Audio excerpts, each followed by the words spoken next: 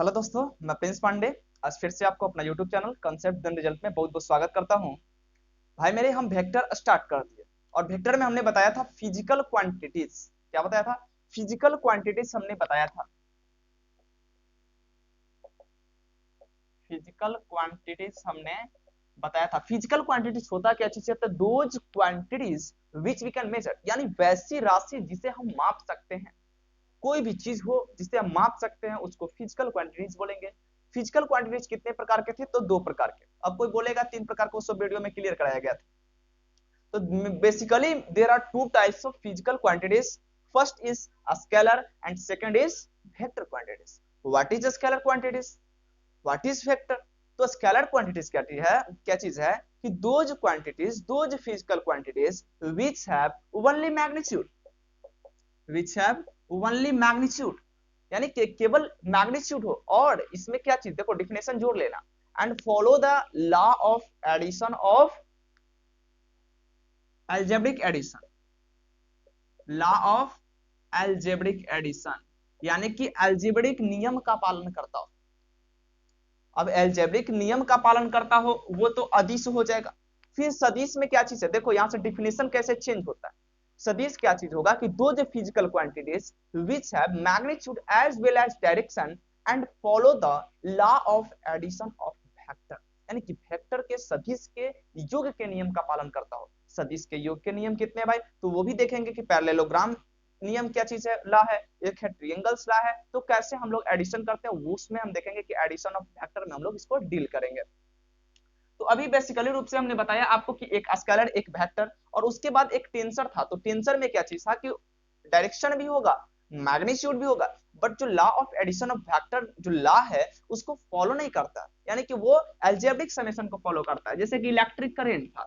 Electric current में क्या चीज था कि यदि कहीं से 5 एम्पियर की धारा आ रही है और इधर से 10 एम्पियर की धारा आ रही है और पूछेगा कि इस मोड़ पे कितने एम्पियर की धारा है, तो 10 और 5 15 एम्पियर की धारा आप आराम से बता सकते हो। तो ये हो गया लॉ ऑफ एडिशन ऑफ क्या चीज? Algebraic summation. अलजेब्रिक समेशन यानी कि ये हो गया बीजगणितीय योग के नियम का पालन कर रहा है, ठीक है। लेकिन हमको चाहिए सदिश का योग के नियम, तो वो सदिश हो जाता है। तो यहां तक हमने क्लियर कर दिया था। उसके बाद देखे थे हम कि लाइन और रे क्या चीज है। What is line, what is रे? लाइन सेगमेंट देखा था, ये सब चीज क्लियर कराया। उसके बाद हमने देखा रिप्रेजेंटेशन ऑफ वेक्टर, कि वेक्टर को रिप्रेजेंट किस तरीके से करते हैं, आखिर रिप्रेजेंटेशन का सिंबल आया कहां से आया, वो चीज भी हमने आपको क्लियर कराया था। तो उसके बाद फिर देखा था मैग्नीट्यूड ऑफ वेक्टर, थोड़ा सा उस पर क्वेश्चन आज देखेंगे और आगे चलेंगे टाइप्स ऑफ वेक्टर में। तो magnitude of vector, magnitude of vector. अब मैग्नीट्यूड ऑफ वेक्टर में हमने देखा था कि किसी भी वेक्टर का यदि मोड लगा देंगे तो वो उसका मैग्नीट्यूड हो जाता है। तो यदि मान लेते हैं कि if any vector A is xi plus xi नहीं मानते 3i plus 4j plus zk 2k। अब कोई बोलेगा कि भाई आई का है, जे का है, के कैप क्या है? तो कैप का मतलब वहां पे डायरेक्ट आप याद कीजिए यूनिट वेक्टर। हम आपको आगे बताएंगे जब टाइप्स ऑफ वेक्टर बताएंगे उसमें। तो अभी देख लीजिए कि यूनिट वेक्टर होता है इन द एक्स डायरेक्शन। जो 3 है वो एक्स डायरेक्शन में, क्योंकि यहाँ पे एक्स था, यहाँ पे वाई था, यहाँ पे जेड था। यानी कि ये जो आई कैप है यूनिट वेक्टर है किस डायरेक्शन में? In the x direction. यहाँ पे वाई जो है ये क्या चीज है, वाई जे कैप जो है ये क्या चीज है? यूनिट वेक्टर है किस डायरेक्शन में? In the Y direction. यहाँ पे के कैप क्या चीज है कि ये यूनिट वेक्टर है इन द जेड डायरेक्शन। तो ये चीज आपको क्लियर हो जाना चाहिए, छोटा सा कॉन्सेप्ट है। अब इसके बाद हमने देखा था क्या चीज कि पोजीशन वेक्टर के बारे में थोड़ा सा। पोजीशन वेक्टर को देखने से पहले एक चीज और आपको हमने बताया था कि यदि कोई वेक्टर है ए वेक्टर और यहाँ पे एक पॉइंट बी है, यहाँ से वेक्टर जनरेट हो रहा है वेक्टर ए बी। तो हमने बताया था, और डायरेक्शन देखिएगा यहाँ से, तो हमने जब डायरेक्शन इधर है तो इसको वेक्टर ए बी लिख दिया था। यानी कि इससे पता चल रहा है, वेक्टर ए बी लिखने से ही पता चल रहा है हमको कि क्या पता चल रहा है कि वेक्टर ए बी लिखने से कि इसका इनिशियल पॉइंट क्या होगा, इसका इनिशियल पॉइंट क्या होगा? तो इसका इनिशियल पॉइंट ए होगा। और यहां से फाइनल पॉइंट बोले, फाइनल पॉइंट बोले या क्या बोल सकते हैं? टर्मिनल पॉइंट, या इसको टर्मिनल पॉइंट भी बोल सकते हैं। कौन को? तो वेक्टर बी को। यानी कि जो इसका इनिशियल पॉइंट है वो ए है और फाइनल पॉइंट या टर्मिनल पॉइंट या एंड पॉइंट उसका बी है, तो ये वेक्टर ए बी हो गया। यहीं पे यदि हम इसको लिखे बी ए का फॉर्म में लिखना चाहते हैं ऐसे करके, तो हमको क्या करना पड़ेगा, बी से ए डायरेक्शन में आ रहा है तो हमको यहाँ पे नेगेटिव साइन लगाना पड़ेगा। इससे पता चल जाएगा कि ए बी वेक्टर और बी ए का मैग्नीट्यूड तो सेम है बट इसका डायरेक्शन डिफरेंट है। ये लिखने से पता चल जा रहा है, यदि कोई वेक्टर बीसी है और यहाँ पे यदि सीबी लिखा गया है इसी डायरेक्शन में लेकिन नेगेटिव लगा दिया गया है, तो हमको पता हो जाना चाहिए कि ये बीसी वेक्टर जो है ये सीबी वेक्टर है, दोनों एक हो जाएगा, इक्वल हो जाएगा। ठीक है, ये दोनों इक्वल हो जाएगा बट यहाँ पे इसका डायरेक्शन जो है डिफरेंट हम लोग हो जाता है, इसलिए यहाँ पे नेगेटिव का सिंबल हम लोग दे देते हैं। क्यों देते हैं, क्योंकि यहाँ पे इनिशियल पॉइंट इसका देखो, इनिशियल पॉइंट इसका सी हो जाएगा, इसका इनिशियल पॉइंट बी हो गया। इनिशियल मतलब कि जो पहले लिखा रहा, इनिशियल मतलब जो पहले लिखा रहा है उसको इनिशियल पॉइंट मानना, जो बाद में लिखा रहा है उसको फाइनल पॉइंट मानना। इसका इनिशियल पॉइंट ए था इसलिए ए बी लिखे, इसका यदि इनिशियल पॉइंट सी रहता तो सी बी लिखते, इनिशियल पॉइंट यदि डी रहता तो डी बी लिखते। ठीक है, इस प्रकार से इनिशियल पॉइंट और फाइनल पॉइंट को हम लोग देख लिए थे। तो अब आते हैं पोजीशन वेक्टर में थोड़ा सा। पोजीशन वेक्टर का खेल समझने से पहले एक्सिस भी आपको हमने बताया था, तो पोजीशन वेक्टर को थोड़ा सा देखिएगा। यदि ये एक्सिस है, ये ऑरिजिन है इसका, ये एक्स एक्सिस है, वाई एक्सिस है, जेड एक्सिस है। देखो कहीं कहीं भाई एक्सिस को भी थोड़ा सा बढ़ाएगा, यहाँ एक्स दे देगा, यहाँ वाई, यहाँ जेड दे देगा, यहाँ जेड, यहाँ एक्स दे देगा, यहाँ जेड, यहाँ वाई दे देगा, तो इसमें कंफ्यूजन नहीं होना चाहिए। ठीक है, क्योंकि हम पहले आपको बता दे रहे हैं एक्स वाई जेड है, ये इसका ऑरिजिन है, ऑरिजिन का ऑर्डिनेट यहाँ पे यदि 0 0 है, यदि कोई पॉइंट यहाँ पे पी है, कोई पॉइंट पी है, अब कोई पॉइंट पी है उसका ऑर्डिनेट मान के चलते एक्स वाई जेड होगा, क्योंकि हम लोग 3 डायमेंशनल में देख रहे हैं। यदि 2 डायमेंशनल में देखते तो केवल एक्स वाई लेते पॉइंट, तो यहाँ 3 डायमेंशनल में एक्स वाई जेड हमने पॉइंट माना और यहाँ से ऑरिजिन से देखो एक ये लाइन जा रहा है, ये वेक्टर है, ये वेक्टर है, यहाँ से ये मान लेते हैं ये वेक्टर कितना हो जाएगा, ओपी हो जाएगा इस डायरेक्शन में, जो कि डायरेक्शन भी हमने दिखा दिया वहां पे, या इसी को आर वेक्टर भी लिख सकते हैं। तो ये पोजीशन वेक्टर को बताने से पहले हम लोग ये देखते हैं कि रेफरेंस पॉइंट को थोड़ा सा समझते हैं। आखिर ये रेफरेंस पॉइंट क्या, यहाँ से देखे में लग रहा होगा कि ओ से जा रहा है ओपी, ओ से जा रहा है ओपी, यदि एगो चल जाए बी तो इसको लिख देंगे ओ बी, नहीं दिया का, इतना समझ में आ रहा हो। तो रेफरेंस पॉइंट क्या है इसको थोड़ा सा समझते भाई। कोई आप लोग यदि घूमने जा रहे हो कहीं पे, यदि रोड पे निकल रहे हो घूमने अब रोड पे घूमने गए हो, अब बीच में कहीं कोई आदमी मिला, 2 4 दोस्त लोग हैं घूम रहे हैं, बीच में वहां से कोई आदमी आया, कोई सज्जन लोग आए और पूछे कि भाई पटना, मान के चलो पटना में आप लोग घूम रहे हो, अब पटना से पूछ दिया कि छपरा जाना है चाहे पालीगंज जाना है। ठीक है, छपरा जाना है, कहीं पालीगंज जाना है, कोई भी तरीका से पूछ सकता है, किसी भी तरीके से जहां उसको जाना होगा। तो पटना टू छपरा यदि जाना होगा तो आप यदि पटना में रहेंगे तो छपरा के लिए आप बोलिएगा कि हाँ 60 किलोमीटर है भाई, उत्तर की ओर चल जाओ, आप छपरा चल जाओगे। ठीक है, ये एक तरीका हो गया बोलने का। यदि कोई बंदा यहाँ पटना ना रह करके गया रहता तो वो का डिस्टेंस 60 किलोमीटर बोलता, ज्यादा बोलता। तो यहाँ से पता आपको क्या लग रहा है कि जहां पे हम हैं वो वहां से डिस्टेंस हम बता रहे हैं, यानी रेफरेंस पॉइंट कौन है, हम हैं। यानी कि हम अपने रिस्पेक्ट में किसी चीज का हम डिस्टेंस बता रहे हैं, किसी चीज का प्लेस बता रहे हैं कि वो चीज यहाँ पे है। तो बस ये ऑरिजिन जो है ये पोजीशन वेक्टर जानते हैं ना, पोजीशन वेक्टर का हिंदी होता है स्थिति सदिश। हिंदी वाले लोग भी थोड़ा सा ध्यान देते जाएंगे। तो स्थिति सदिश यानी reference point with respect to origin, यदि हम लोग किसी वेक्टर का निरूपण करते हैं तो वो पोजीशन वेक्टर होता है विथ रिस्पेक्ट टू ऑरिजिन। तो पोजीशन वेक्टर को हमेशा ऑरिजिन के रिस्पेक्ट में हम लोग वहां पे निरूपित करते हैं, रिप्रेजेंट करते हैं। ये समझ में आ गया होगा। तो रेफरेंस पॉइंट क्यों जरूरी हुआ भी समझ आते हो कि किसी भी वेक्टर को लोकेट करने के लिए कोई रेफरेंस पॉइंट है, यदि ओनली वन पॉइंट है तो हम लोग ऑरिजिन से रिप्रेजेंट करेंगे, इसको रिप्रेजेंट करें विथ रिस्पेक्ट टू ऑरिजिन हम लोग यहाँ पे देखेंगे। तो ये चीज हो गया यहाँ पे पोजीशन वेक्टर के बारे में आप लोग देख लिए। अब देख लेते हैं यहाँ पे कि हमने देखा, अभी ही देखा कि ये एक्स एक्सिस है, ये वाई है, ये जेड है। ठीक है, ये जेड है और ये कहीं पे ये पॉइंट था पी था। ठीक है, ये एक्स वाई जेड था। देख भाई कहीं ये एक्सिस एने ओने करीत रहेगा, कोई ज्यादा उतना झमेल में मत फंसना। मान के चलते हैं ये जो ओपी है, ये ओपी वेक्टर जो है ये एक्स एक्सिस से अल्फा एंगल बना रहा है, अल्फा एंगल, और ये वाई एक्सिस से बीटा एंगल बना रहा है, और जेड एक्सिस से ये गामा एंगल बना रहा है, गामा। तो इस अल्फा में केवल कॉस लगा देने से यही इसका डायरेक्शन कोसाइन हो जाता है, डायरेक्शन कोसाइन हो जाता है। बहुत ही इंपॉर्टेंट क्वेश्चन आपको यहां से पूछेगा कि direction cosine cos alpha, direction cosine cos alpha, cos beta और कॉस गामा, इसको एल और एम और एन से भी सूचित किया जाता है। अब L M N cos alpha cos beta cos gamma का है, तो एक्स से जब बना रहा है in the x direction, in the Y direction, in the z direction, तो कॉस अल्फा एक्स डायरेक्शन में, कॉस बीटा यहाँ पे हो जाएगा वाई डायरेक्शन, और कॉस गामा हो जाएगा क्या चीज, जेड डायरेक्शन में। तो यहाँ पे एक चीज और हम देखेंगे कि कॉस अल्फा बराबर एक्स अपॉन आर होता है यदि मान के चलते हैं if any vector r vector बराबर, यदि कोई वेक्टर है x i plus y j plus z के, मान लिए मैथ के स्टूडेंट है, मान लिए कि एक्स बराबर वेक्टर आर बराबर कोई वेक्टर है यहाँ पे x i plus y j plus z के कोई वेक्टर।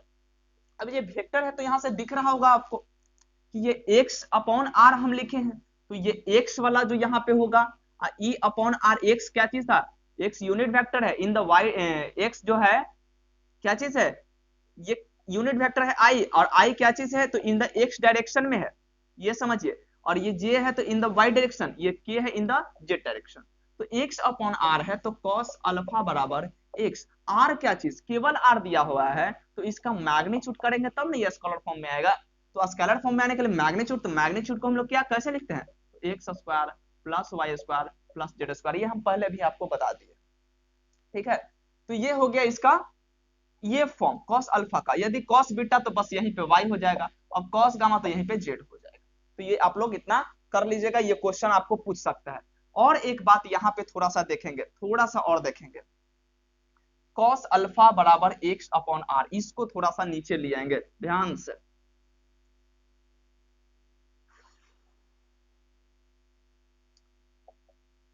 कॉस अल्फा बराबर एक्स अपॉन आर था, तो एक्स बराबर क्या लिख सकते हैं, आर कॉस अल्फा, और कॉस अल्फा का मान हम लोग क्या देखे थे, एल, तो आर एल या एक्स बराबर एल आर भी लिख सकते हैं। इसी तरीके से y बराबर एम आर, इसी तरीके से z बराबर एन आर हो जाएगा।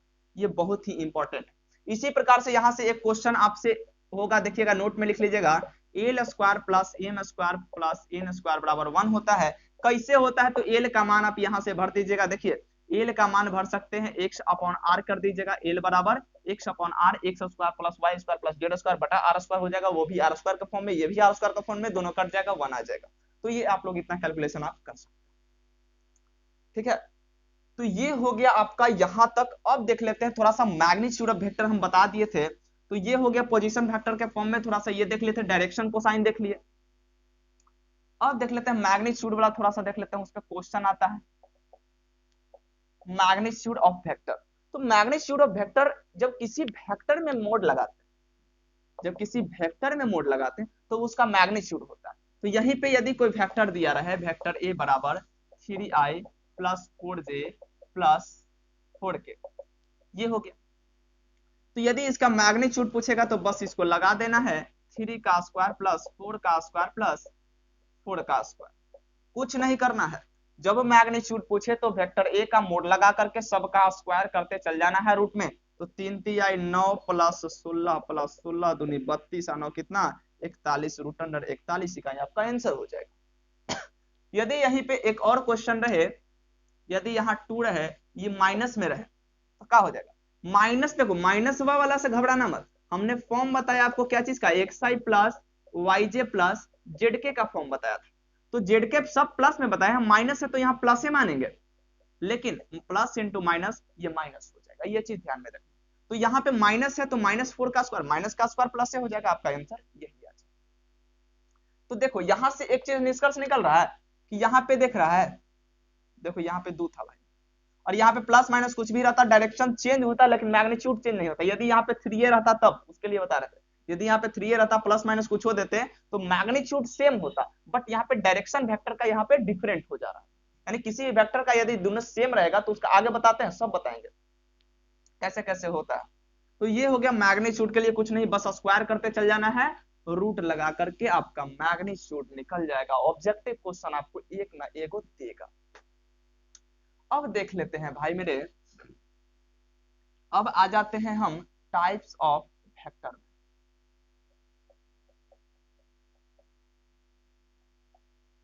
टाइप्स ऑफ वेक्टर हम देखेंगे तो टाइप्स ऑफ वेक्टर, वेक्टर के कितने प्रकार हैं, बहुते प्रकार है। कौन कौन है बस देखते चलना है। सबसे फर्स्ट जो वेक्टर का प्रकार हम लोग देखेंगे, पहला वो देखेंगे जीरो वेक्टर। ये आर है जीरो वेक्टर। जीरो वेक्टर या इसी को नल वेक्टर के नाम से भी जाना जाता है। हिंदी वाले शून्य सदिश, शून्य सदिश। अब शून्य का नाम से ही, जीरो का नाम, नल का नाम से ही आपको स्पष्ट होने लग रहा होगा कि इसका मैग्नीट्यूड जीरो होगा, कुछ ना कुछ तो जीरो, इतना लग रहा। तो कुछ ना कुछ जीरो क्या होगा, मैग्नीट्यूड जीरो होगा। अब जिसका मैग्नीट्यूड यदि जीरो हो जाए, यदि मैग्नीट्यूड ही यहाँ पे जीरो हो जा रहा है तो डायरेक्शन की बात ही हम नहीं कर सकते। जब किसी चीज का मैग्नीट्यूड ही जीरो हो जा रहा है तो डायरेक्शन की बात ही नहीं कर सकते। और मैग्नीट्यूड जीरो कब होगा, जब किसी भी पॉइंट का डिस्प्लेसमेंट नहीं हो, डिस्टेंस कहीं कवर नहीं कर रहा हो, तब ना उसका मैग्नीट्यूड जीरो होगा। तो यानी इससे स्पष्ट हो जा रहा है कि जीरो वेक्टर क्या चीज है। तो अब vector, any vector is said to be zero vector if their initial and final point is same. ध्यान से, जीरो वेक्टर क्या चीज है कि जीरो वेक्टर, अब वेक्टर एनी वेक्टर बोल सकते हैं कि any vector is said to be a zero vector if their initial point and a final point is a same. यदि किसी वेक्टर का इनिशियल पॉइंट और फाइनल पॉइंट यदि सेम होगा, प्रारंभिक बिंदु और अंतिम बिंदु यदि एक ही जगह पे होगा, तो वो वेक्टर कौन सा होगा, जीरो वेक्टर होगा, नल वेक्टर होगा। तो नल वेक्टर को रिप्रेजेंट किससे करेंगे, तो zero vector is denoted by ऐसे। केवल जीरो लिखेंगे तो नहीं कुछ होगा, क्योंकि वेक्टर यदि यदि यहाँ पे वन वेक्टर ए वेक्टर है और माइनस ए वेक्टर है, हम घटा रहे हैं तो वेक्टर के ना घटा रहे हैं तो कोई ना कोई तो वेक्टर आएगा। अब केवल जीरो लिख देंगे तो उससे काम नहीं चलेगा, गड़बड़ हो जाएगा। ठीक है, इस क्वेश्चन में आपको पूछ सकता हूँ। तो जीरो लिख करके जीरो वेक्टर ऊपर लगा देंगे, ये इसका डिनोटेशन हो गया, डिनोट करेंगे हम। अब उसके बाद थोड़ा सा देख लेते हैं कि देखिए यदि एक ही पॉइंट पे मीट कर रहा है तो इसको हम और क्या चीज ए वेक्टर भी लिख सकते हैं, क्योंकि इसका इनिशियल पॉइंट और फाइनल पॉइंट दोनों सेम हो रहा है। या बी वेक्टर भी लिख सकते हैं, यदि कोई पॉइंट बी हो तो इसके पर इसको एंड हो जा रहा है, यानी इनिशियल पॉइंट भी सेम है और फाइनल पॉइंट भी सेम है। तो ये जीरो वेक्टर का आपका एग्जांपल के तौर पे हमने आपको बताया, समझ में आ गया। बस एक ही बात याद रखो कि जिसका प्रारंभिक बिंदु और अंतिम बिंदु भी यही हो, वही जीरो वेक्टर का। ठीक है, उसका मैग्नीट्यूड कितना ये याद रखना, मैग्नीट्यूड क्या होगा, जीरो होगा। हाँ, डिफिनेशन लिखना चाहते हो वीडियो को रोक करके आप वहां पे लिख सकते हो, और बोलिए तो हम लिख भी देंगे, लेकिन टाइम ज्यादा आपको खपत होगा। ठीक है, तो आप लिखते चल जाइएगा। दूसरा हम देख लेते हैं, यहाँ पे जीरो वेक्टर हो गया, दूसरा वेक्टर देख लेते हैं। दूसरा वेक्टर इसमें है यूनिट वेक्टर। ये यूनिट वेक्टर, यूनिट नाम से ही स्पष्ट हो रहा है, यूनिट वेक्टर मतलब इकाई सदिश।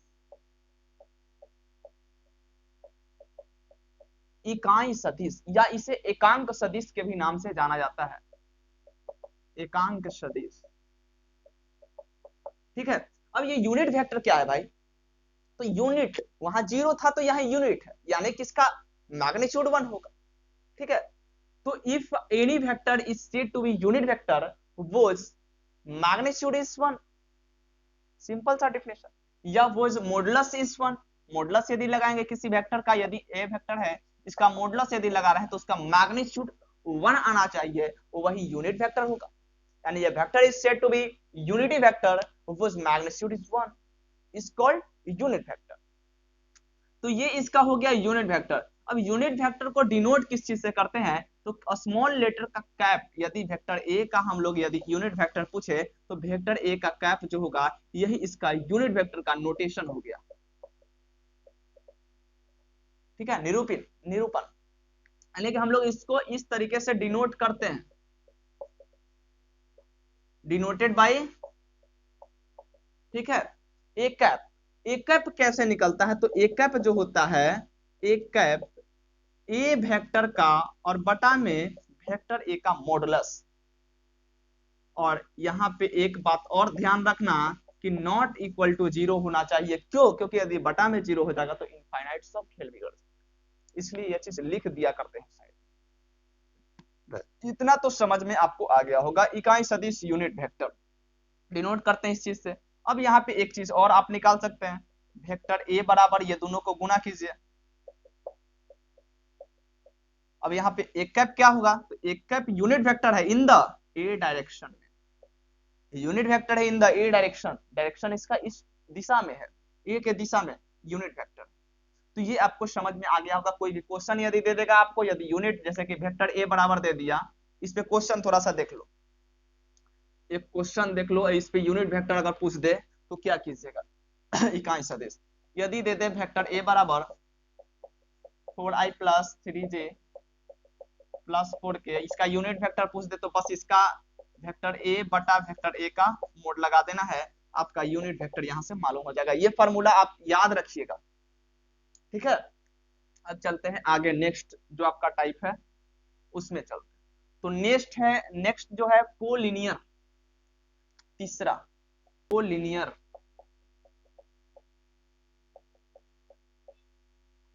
कोलिनियर वेक्टर या इसी को संरेख सदिश बोलते हैं, संरेख या इसी को पैरेलल भी वेक्टर बोलते हैं, और पैरेलल वेक्टर।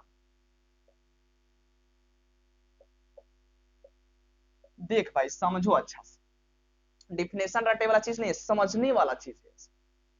संरेख कोलिनियर यदि कोई वेक्टर है, ए है, ये वेक्टर बी है, ठीक है, ये वेक्टर ए वेक्टर बी, ये पॉइंट वेक्टर ए पे है, ये वेक्टर बी पे, यानी कि एक ही रेखा पे हो या समानांतर हो या उसका दिशा विपरीत भी हो सकता है, या वेक्टर बी ये है, वेक्टर ए ये है, समानांतर हो या एक ही रेखा पर हो, वो दो सदिश वो कोलिनियर वेक्टर कहलाएगा। दो वेक्टर यदि एक ही रेखा पर हो, एक ही लाइन पे हो, या ये डिफरेंट डायरेक्शन में हो, ये देखो सेम डायरेक्शन में बट पैरेलल है, ये डिफरेंट डायरेक्शन में बट पैरेलल है, तो ये कोलिनियर वेक्टर भी कहलाएगा या पैरेलल वेक्टर भी इसे बोल सकते हैं। एक और इसी में आता है, देखो ये सब चीज जब एग्जांपल चलेगा ना तब समझ में आने लगेगा। अब चलते हैं इसमें कोप्लेनर, चौथा है coplanar, coplanar vector. Coplanar vector, coplanar मतलब कि एक ही प्लेन में, देखो कभी भी टू वेक्टर होगा ना हमेशा कोप्लेनर होता है। दो गो वेक्टर हमेशा, देखो यदि ये एक प्लेन है, इसमें यदि दो वेक्टर लग रहा है, एक्ट कर रहा है, तो ये वेक्टर ए वेक्टर बी यदि एक ही प्लेन में लग रहा है, ये बोर्ड एक ही प्लेन में है, तो एक ही प्लेन में जब वेक्टर को हम रिप्रेजेंट कर रहे हैं तो वो कोप्लेनर वेक्टर होगा। समझ में आ गया? तो दो वेक्टर हमेशा कोप्लेनर होते हैं, तीन गो वेक्टर कोप्लेनर हो भी सकता है, नहीं भी हो सकता। तो ये चीज बस ध्यान रखना है, इतना डिफिनेशन रखना नहीं, मेन क्वेश्चन जहां से पूछेगा वो हम आपको चलते रहे। एक और अब आ जाते हैं मेन जो है यहाँ पे को इनिशियल, पचमा को इनिशियल वेक्टर। अब ये को इनिशियल वेक्टर क्या है? को इनिशियल का मतलब प्रारंभिक सदिश, या इसे सह आदिम सदिश भी बोला जाता है, ठीक है, सह आदिम सदिश भी बोला जाता है। तो को इनिशियल का मतलब कि उसका इनिशियल पॉइंट सेम होगा, बस फाइनल पॉइंट सेम नहीं होगा, इनिशियल पॉइंट सेम होगा। ये है, ये बी है, ये सी है, यदि इनिशियल पॉइंट केवल सेम हो, ये ओ ए वेक्टर हो गया, ये ओबी वेक्टर हो गया, ये ओसी वेक्टर हो गया। तो बस इनिशियल पॉइंट सेम हो तो those vector which initial point is same is called को इनिशियल वेक्टर। Simple definition. तो ये हो गया को इनिशियल। सब एग्जांपल चलेंगे तो आपको पता चल जाएगा। छठा आते हैं, को इनिशियल हो गया। अब आते हैं इक्वल वेक्टर, बहुत ही इंपॉर्टेंट चीज है। इक्वल वेक्टर यानी समान सदिश। दो सदिश एक दूसरे के समान होंगे यदि two vectors are equal when या इफ, यदि वेक्टर ए का मोड यानी कि मैग्नीट्यूड ऑफ वेक्टर इक्वल होना चाहिए। वेक्टर ए और बी एक दूसरे के पैरेलल होना चाहिए, यानी कि वेक्टर ए और वेक्टर बी एक दूसरे के पैरेलल होना चाहिए। इसका मैग्नीट्यूड भी समान होना चाहिए, जितना लंबा ई होगा उतने लंबा ई होना चाहिए। समझ में आ गया।